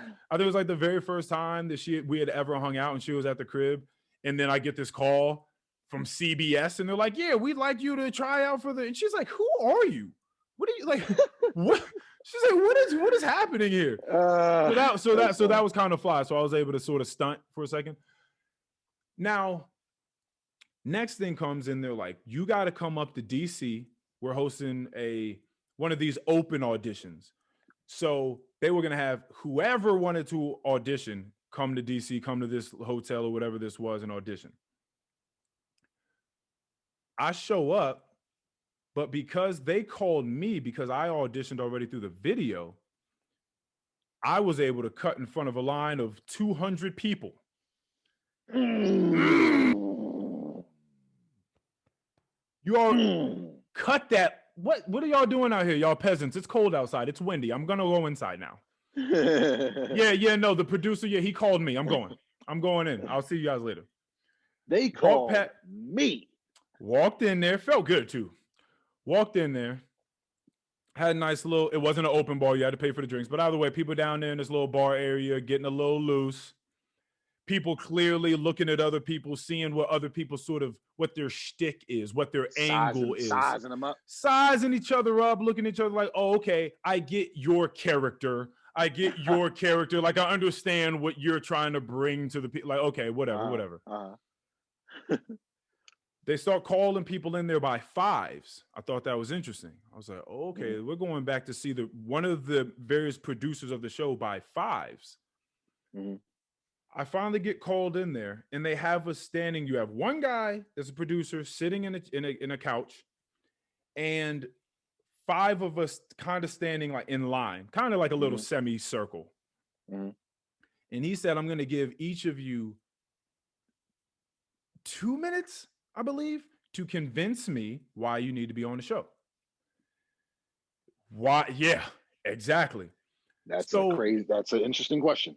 Where he starts, and this was saving grace, where he starts is on the other side of the line. So I already know now I'm going to be the last to speak. So for me, I pay attention. I'm like, well, this is about to be easy for me because I'm about to learn. I'm about to learn what's happening. I'm going to also be looking at him to see if he's giving away any subtle cues as to what he likes, what he doesn't like. The cards are stacked in my favor. The people start talking, going down the line. Oh, you know, I'm kind of crazy. I'm polyamorous. I'm in a 4-way relationship with this person in my house, this person in my house. So it was a lot of interesting stuff. Oh, I got hit by a car once, got a bunch of money, did this. It was just like people had very interesting stories as to what they were trying to put forth for their character. Because again, people are playing these characters. Right. I was like, the video that I sent in was really me. It was really me. So I'm just going to go off the strength of me. Okay? Yeah. I think the first person gets done talking, the next person well, no, as the first person's talking, I'm thinking, he's giving us 2 minutes. But we're all allowed to speak, though. We don't have to like shut up. Because I'm thinking, why would he have 5 people come back at once? Why not just do one at a time? So I'm thinking, oh, he wants us. Go ahead. 2 minutes was for everyone. No. Every individual gets 2 minutes. Okay. So it's going to end up being 10 minutes altogether. Right. But my mind is like, why would you bring back 5 people to audition at the same time if you're going to go one by one? So I thought, no. This is Big Brother. This is a reality TV show. He wants to see us riff. He wants to see the magic right now. Right. You telling your one story and only speaking when it's your turn is not what's going to be happening in the house. That's not what shows your communicational skills. That's not what shows the flair that they want to see on the TV. So I'm thinking from the jump, I'm going to steal time from every single one of you fuckers. And you have no idea. So every time someone gets done talking, I start riffing. I start talking about whatever it is they just start talking about and started making jokes about it and having everybody laughing. And I did that down the line. Second person, third person, fourth person. And no one else did it but me. And then I get on to me and I don't know. I forgot what I say or whatever. But by then the deed's already done because I've stolen time from everyone else. I've already gotten 2 minutes of speaking through everyone else. And then now my 2 minutes is about to start. So I go through that, leave there. Couple of weeks later, get the email. We want you to move to the next round of contestants. I'm like, okay. Now we after it. Yeah. Now we after it. Let's go. I want to say I had a good interview, a really good Zoom or Skype interview with this guy. The next one came because I got through that round. Now, by this point in time I'm speaking about, I believe that I'm top 30. Ooh. You have to understand there are hundreds of thousands of people. Like people went out for this. Yeah. I'm now top 30, about to be on this show. I'm like, oh, this is guaranteed. I'm about to be on this show. I need to start getting stuff together because I'm about to go out to LA. Yeah, this nigga was talking to Chris Hansen himself.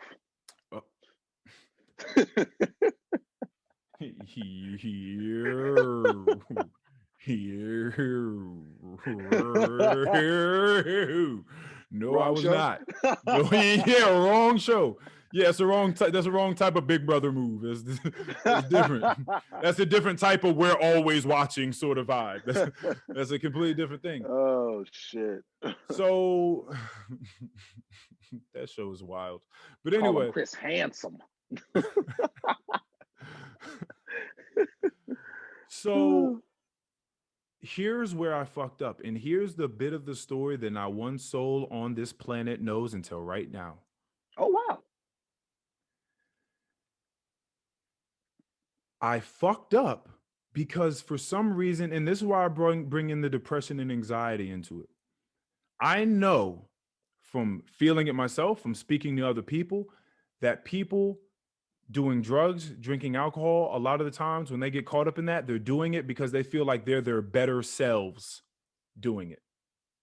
Whenever they smoked a little bit of weed, oh yeah, I'm more chill, I'm happier, I'm a more giving person, I'm this or I'm that, or I drink, oh, I'm more social when I drink, I can talk to people more, I'm more fluid, whatever the case may be. People a lot of times think that they're a better version.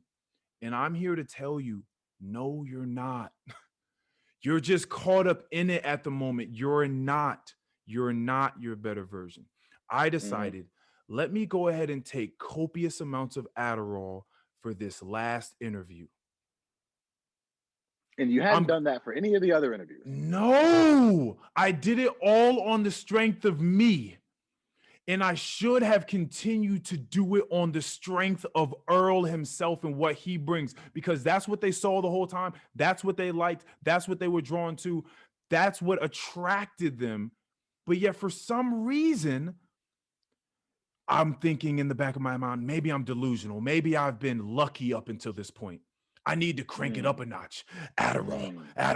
I need to be zooming. I need to be there. But here's the issue with that. When I've taken Adderall before, and a lot of people I've seen, is you get way too analytical. You're just thinking, and you're thinking at 1,000 miles per hour, and you're trying to get everything right. You're answering every question perfect. If this was like, if I was bubbling in circles on a Scantron, I would have had a 1,000%. If I would have filled that in on a Scantron, they'd have said, "Yo, fuck Big Brother, but we're gonna put you in Harvard instead." That's how well I would have been answering them questions. But you know what's lost with that is the funny, the personality, the looseness. Everything is now rigid. And so this is something I've spoken about with people when they're super, super anxious about job interviews. Like, I'm going through these top 10 interview questions of all time, and I'm going through I'm going through my strengths and my weaknesses, and what it is I'm supposed to ask the interviewer back at the end, because they say you're always supposed to have something to ask the interviewer back. And I'm going through all these things. I'm going to get it down. I was just having a conversation with a super smart brother at my job the other day. It was a guest, and he wanted to just have a conversation with me because it started from something else. He thought that I was either from the islands or the UK. And then we started talking about why that was the case and how I need to be able to use that as something else to continue to move on. It was a long conversation, but I talked to him about, and he's interviewed mad people in his life. He was like 60 years old, worked for the CIA and a bunch of other stuff. And he said, I might actually get him in touch with you. I actually talked to him about database management, because he actually does mad cyber stuff. And he was like, I mentor a bunch of people. I've probably put 50 plus kids through college. If you ever want to talk to me, here's my card. If you have someone else that's getting into this cyber field, artificial intelligence, let me know. So I might put you on to it. Yeah, because he's a real cool guy. But anywho, I was talking to him about how when you're in those job interviews, do you need to have answers for the questions? Yes, of course. Like, you need to have answers for questions in life in general. But they want to know if they like you. You're in the interview sitting across from them, and they want to know if they can stand working with you. Are you going to be able to work with a diverse group? Can you work with the people that are already under me, my employees now? Can you work with them? Are you going to be a good fit? Are you going to be a good piece to this puzzle here? A good cog to the wheel? Are you? So in that same sense, it's not about getting everything right. It's about being yourself. It's about letting loose, especially my dumbass. We're talking about TV. We're talking about Big Brother. We're talking about a reality TV show. And so for me to get in that mindset of thinking I wasn't good enough, that the strength of Earl himself and his characteristics and qualities wasn't good enough, I need to go take these drugs to enhance. Then I went into the thing, and I could sense. Now, they don't tell you that this was the reason, but in my mind, to this day, this was the reason. I could sense it on his face. I could tell, probably because of the Adderall, and I was super tuned into everything that was going on. But I could tell on his face, it wasn't quite the same reaction I was getting the other times I had talked to this guy. Everything was clear cut, rigid, but all of that fun and buoyancy had kind of fell to the wayside. It subsided. And I could see that in his response. And after that, probably a couple of weeks later, and that was the last interview. If I had rocked that interview, I would have been on the show. Get a couple, just some regular automated. It wasn't even, they don't even give you the courtesy of really writing the email out too. They just gave me some regular old mad people had been CC'd on the email. They were just like, yeah, you're not, you sorry. Didn't make it. Good luck next time. Yeah, good luck. Like, enjoy Enjoy Man, not being Earl, on the TV show. I know, see, I nigga, you could have know. been on Big Brother, and then we could have started this podcast, and the shit would have been out there, man. Who knew? Who knows what kind of opportunities would have been on the other side of that? Because we don't give a fuck about no Big Brother. Like, I'm not going on Big Brother to be the Big Brother champion. That's not what people go on there to do. Hell no. You go on there to get the attention, right? You go on there to get the opportunity. Hopefully get a spin-off. A spin-off, that's hilarious. For other doors to open up, for people to see you and say, oh, you know what, I like this kid. Whether he wins or not, let's try to give him a call, get in contact with him. We can get him to do this other thing for us, whatever the case may be. Exactly. So yeah, so that was that, and I just say that again to say, and I don't really regret it. It's my life is fine. My life is fine with or without Big Brother. Again, we don't know what that would have brought. Who knows? It could have brought fame and fortune, and I end up doing coke and in jail. So who knows? Maybe that's not what I needed at the time. I don't know. So yeah, that was that. But I bring that up again just to say we need better Black people on TV. One, well-rounded Black people. We need to believe in ourselves more. We need to believe in the strength of us and the strength of who we are. We need to not think that we're our better, enhanced, super human version of ourselves when we dumb ourselves down or numb the pain and the feelings by taking drugs and drinking alcohol. That's not for that. So yeah. I had to bring that up. It was wild. It was a wild experience, but I'm glad I could bring it here and talk about it. So I killed a few birds with one stone just now. Yeah. Nah, that was lit. I totally forgot about that. Should have did it off the strength of Earl. In my mind, I thought Earl's not enough. I'm not alone. I'm not enough. And now I'm sitting here in my living room talking to you. No.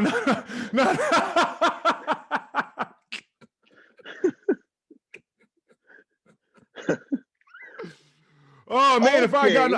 if I had gotten on Big Brother, I could have dropped all my friends by now. I could have dropped all y'all niggas would have been in the past, dust in the wind, and I could have been running around with Bobby Shmurda and whoever else out there. I could have made connections. That's where you want to be. I could have been running around with Drake Campana and Lindsay Lohan and Demi Lovato. But here we are. So that's my off the strength. All right, so you wanna move? Yeah, let's pull this card. Let's pull this card. It was okay. Here we are. What are you working towards that you could use help with? And this is a great card too, because a lot of people, some people ain't working towards shit. Some people are working towards things, but they don't think that they could use help with it. Again, I think I said on the last one when I did read this is so many people want to be self-made. I made this happen for me. I did this. I get that. I get that motivation. I get understanding, wanting to say that you built something for yourself and things weren't just given to you, right, on a silver from the platter. ground up. Yeah, that's cool. Out the mud, right? So that's very cool. But you're gonna need help. This world is comprised of many people, and you're not getting big things done without help from loved ones, strangers, whatever. Yeah. People in the proper places, the gatekeepers, if you will. You're not. And even if you do have too much pride, or you're a bitch ass nigga, and you don't want to even consider what people did as help, they did help you. They helped you. Yeah, that too. Yeah, anybody out there says self-made, that's great, cool. You can have that. I'm not going to take anything away from what you did on that path. This isn't to discredit whatever it is you did. I'm not neglecting that at all. But we also not going to act like you didn't have help in various ways. It's just like the gross national happiness I was telling you, or the multi-dimensional poverty index I was telling you. You can be poor in many ways. You can be wealthy in many ways. And we're going to start changing the vocabulary that we're using. I'm doing it. I'm wealthy. I'm wealthy. Mm-hmm. Simply because I wasn't in, I mean, just simply because I was indoctrinated to believe that there is one type of wealth doesn't mean I can't grow up and break those chains. I'm off that shit now. I'm wealthy. I grew up mad wealthy. I in various ways. So you got to look at it the same way. What are you working towards that you could use help with, Keion Harris? So I've got a few things here actually, because I found myself right now, I just feel like I'm doing so many things right now. The most that I've ever really done in my life at one time. I'm advancing myself when it comes to fishing. I'm learning different ways about that. I'm in school. I'm taking these classes to further myself, my education, to get a better job, to make more money. And I'm also trying to invest in the way that I look. We already spoke about how I'm trying to build up my wardrobe. I'm trying to dress better. You know, you dress better, you look better, you feel better. You know what I'm saying? Yes. So what am I working towards that I need help with? Working out. I've been off and on working out for several years now. I'm back on one of those ons. I've been working out 3 times a week. I've also been trying to eat better. I've been trying to cut out a lot of my snacks. I fucking love honey buns, iced honey buns. Oh yeah, you got to put them. Iced honey buns are just godly. But I haven't had one in a while. I've been putting them down. I've been buying better snacks. I've bought honey roasted peanuts. I've got some salted pumpkin seeds in here. Fuck else I got over there. I'm eating a lot more fruit. I've got some. We keep a mini fridge in our room. We've got some strawberries, some blueberries in there that we snack on. We got some granola in here that we snack on. And we also got some salt and vinegar chips, but I mean, yeah, that's not. Listen, man, there's got to be a little balance. You're not just gonna start eating quinoa 3 times a day. Like I get it. I get it. It's crack. All that stuff is crack. Iced honey buns. Crack. I had McDonald's for the first time, and I don't know how long the other day. Like these things are crack. It's sheer mouth pleasure. That's all it is. It's not giving you anything else but just mouth pleasure, just watering, just salivating. Before my mouth hit the burger, I could feel the salivation. Did you got the Mac? Did you get the Mac?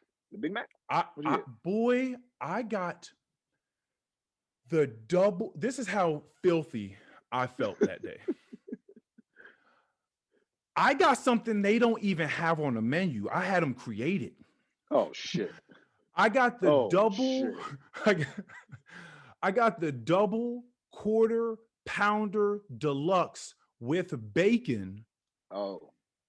A double cheeseburger and an M&M McFlurry. All right. Damn, nigga, you ain't get no fries? Bro, you don't. Nah, McDonald's fries ain't even. Stop playing. They're the best fries. Whoa. McDonald's has the best fries. Okay, and so if that's the case, then what the fuck are Popeyes and Checkers doing out here? What are they doing? They have good French fries. They're just not better than McDonald's. We can agree to disagree. Hold on. When was the last time that you had Checkers? Nigga, there's a Checkers down the street. I go there every so often. I can't every do so that. often. That's crazy. I've never heard anyone say that to my face before. You heard it today. That's crazy. I don't even know if I want to do this. Yeah, episode 50 was a good one to quit the podcast on. This was at least we got a good 50 out the way. I can't do a podcast with someone that thinks that McDonald's has the best fries and fast food. They have the best French fries. All right. Anyway, I'm filthy. Continue. Anyways, so I don't know that I necessarily need help with all of these things specifically.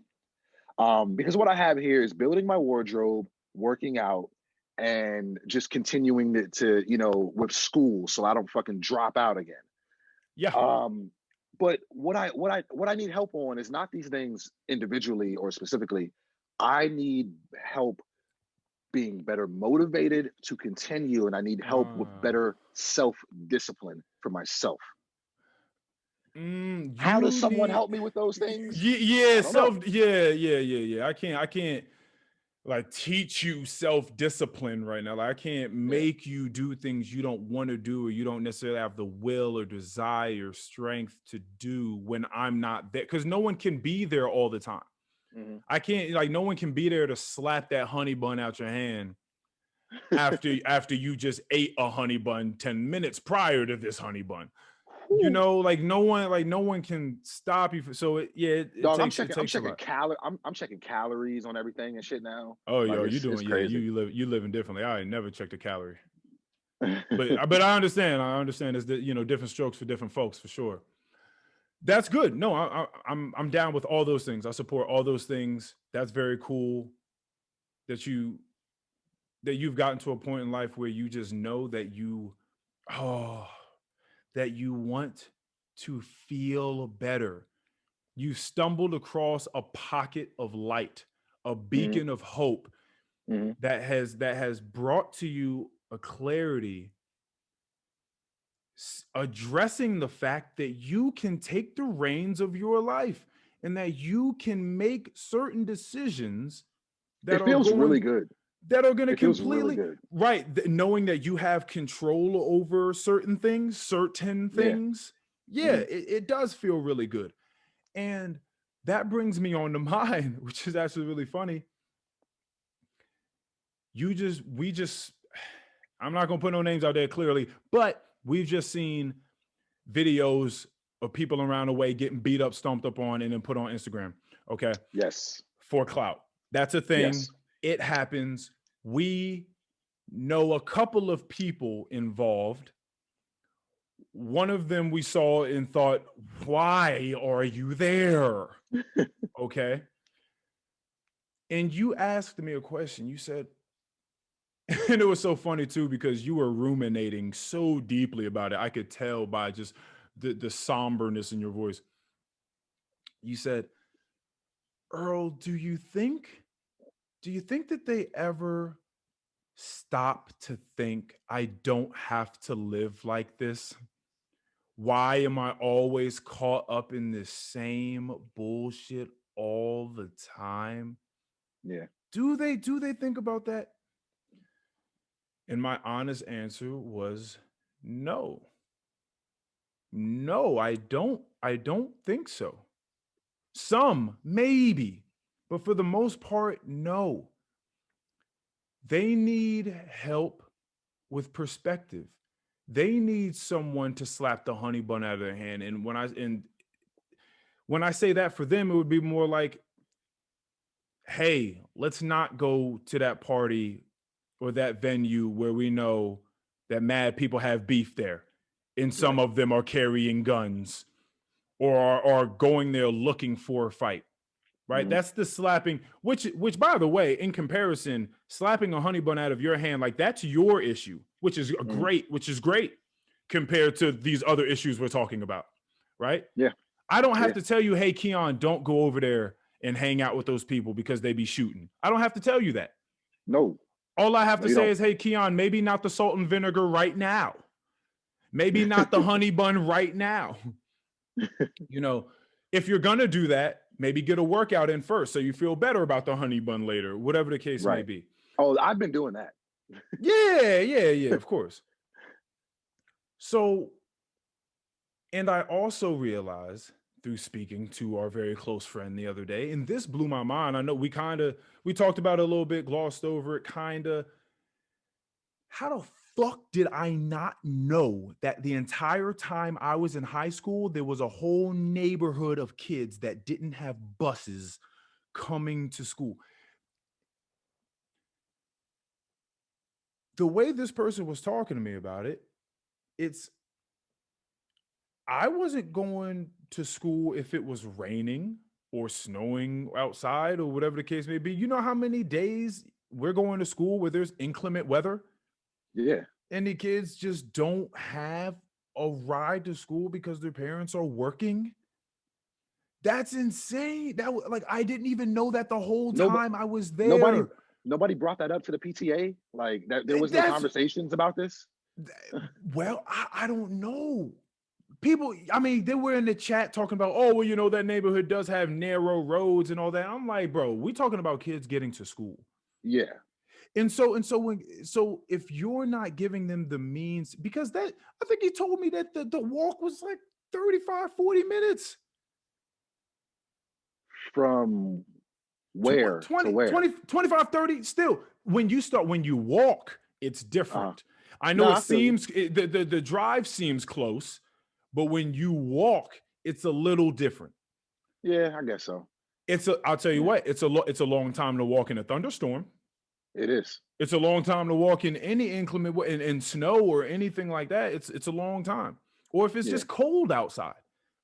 And so that does not incentivize children that can stay at home because their parents are gone, right? They can stay at home if they choose.